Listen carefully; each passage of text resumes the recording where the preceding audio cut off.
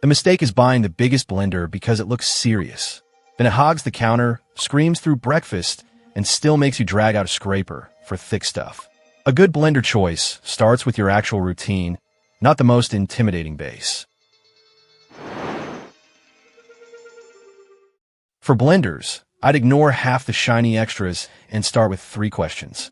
First, are you making one smoothie, family batches, hot soup, or thick spreads? That decides jar size and whether hot blending is even on the table. Second, how much noise and counter space can you tolerate before this thing becomes a cabinet ornament? Third, what's the ownership drag?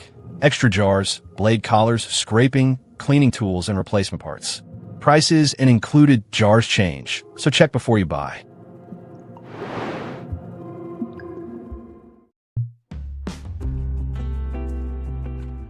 If I were buying one blender to keep for years and use for almost everything, the Vitamix Ascent X5 is the safest high-end pick here.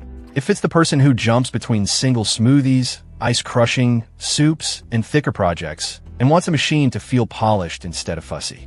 The main jar is 48 ounces, which is enough for normal household batches without becoming a giant pitcher you hate washing. It also supports hot blending, so it belongs in a real cooking workflow, not just a breakfast corner. The big trade-off is simple. You're paying for the nicer, quieter, more built-out Vitamix experience. Skip it if you regularly make huge frozen drink batches or double recipes, because 48 ounces can feel tight, and moving to a larger jar adds cost. Also skip it if you don't care about automatic programs. You'll be buying comfort, not magic.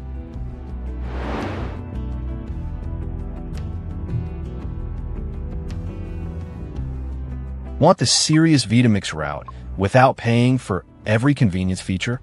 Look at the Vitamix Propel 510. This is the upper mid-range fit for people who want sturdy build, strong all-purpose use, single smoothies, ice, and hot blends, but don't need the blender to do as much hand-holding. You still get the 48-ounce main jar, which is the same practical size story. Great for everyday batches, not ideal for party-scale pitchers. The controls lean more manual, with a speed dial, pulse, and a smaller set of programs. I actually like that for cooks who want control. The catch is noise. Compared with the Ascent X5, this is the louder, less cushy choice. Skip it if morning blending happens near sleepers, calls, or an open kitchen where sound travels.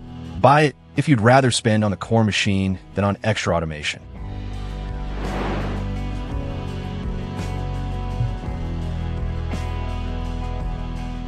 The KitchenAid K150 is the one I'd pick if your blender life is mostly smoothies, shakes, soups, and sauces, not weekend nut butter projects. It keeps the useful full-size format with a 48-ounce jar, and it can handle hot blending, so it makes sense for a kitchen where dinner prep matters too.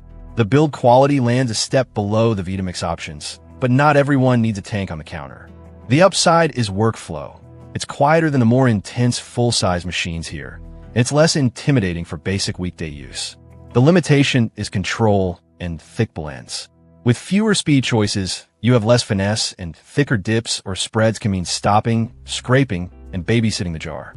Skip it if you want one blender for constant experimenting. For normal smoothie and soup households, though, this is the sensible middle.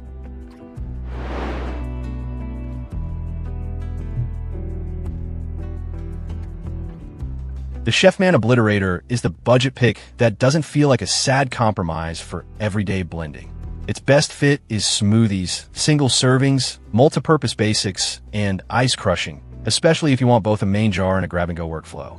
The main jar is 48 ounces, so you're not stuck making tiny batches, and it also supports hot blending, which is a nice boundary for a cheaper full-size model. Here's the honest trade-off. It's cheap, sturdy for the money, and great for most normal recipes. But thick spreads are where patience enters the chat. Expect more stopping and scraping if you make dense blends often. Skip it if hummus, nut butter, and heavy spoonable mixtures are a weekly thing. But for smoothies, frozen drinks, and occasional soups, this is the value play I'd try before spending much more.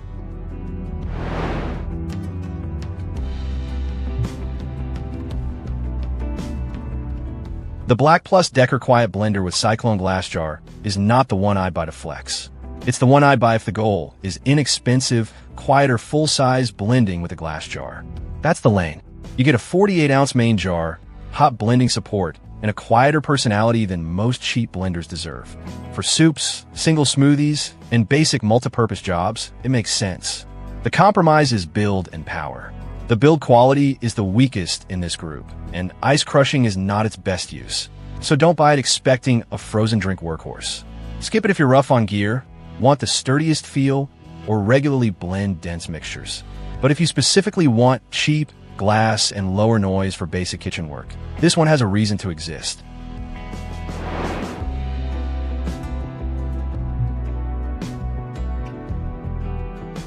Counter space tight? The Ninja Foodi Power Nutri DUO is the personal blender pick for people who mostly make one drink at a time, but still want more range than a basic shake mixer. Its main jar capacity is 24 ounces, which is perfect for a single smoothie you can actually finish, not a giant leftover situation. It also has a smaller bowl-style jar for thicker spoonable blends, which makes it more useful than many personal blenders. The hard boundary: no hot blending. Don't use it as your soup blender. The other catch is noise. This is loud, and because it's small, that loudness can feel sharper than expected. Skip it if you blend early in a quiet apartment or need multiple servings back-to-back. Buy it if you want compact smoothie power and you're okay with short, noisy bursts.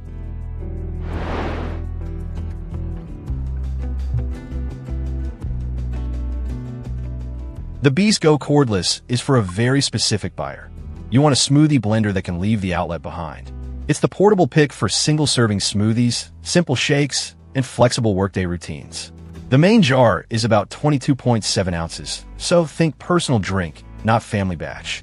It also skips hot blending, which is normal for this kind of design, but it's an important boundary. The good news is the noise profile is friendlier than many small blenders, and the build is more serious than the tiny throw-it-in-a-bag models. The trade-off is portability with weight and cleaning quirks. At about 3 pounds, it's not feather-light, and some areas take more effort to clean. Skip it if you want the lightest possible travel blender or anything for thick spreads. Pick it if cordless convenience matters more than maximum power. Here's the clean way to choose. If you want the nicest all-around blender and can pay for comfort, get the Vitamix Ascent X5. If you want serious blending with fewer convenience extras, get the Propel 510. If you mostly do smoothies and soups at a saner spend, the KitchenAid K150 is the middle. For budget value, I'd look at the Chefman first. For cheap, quiet, and glass, Black+Decker. For one-person counter space problems, Ninja. For cordless smoothies, Beast. Before you buy, do the boring checks. Measure the counter height if it will live under cabinets. Decide whether 48 ounces is enough or whether you'll resent making batches twice. For hot ingredients, stick to models that support hot blending. For personal and portable models, accept the smaller jar and the no hot blend boundary. And if cleaning annoys you, prioritize simple parts over fancy extras. My pick for most serious kitchens is the Vitamix Ascent X5. My value pick is the Chefman Obliterator, with the KitchenAid K150 as the calmer mid-range choice. Go Ninja for small counter smoothies, and Beast only if cordless is the point. Links are in the description.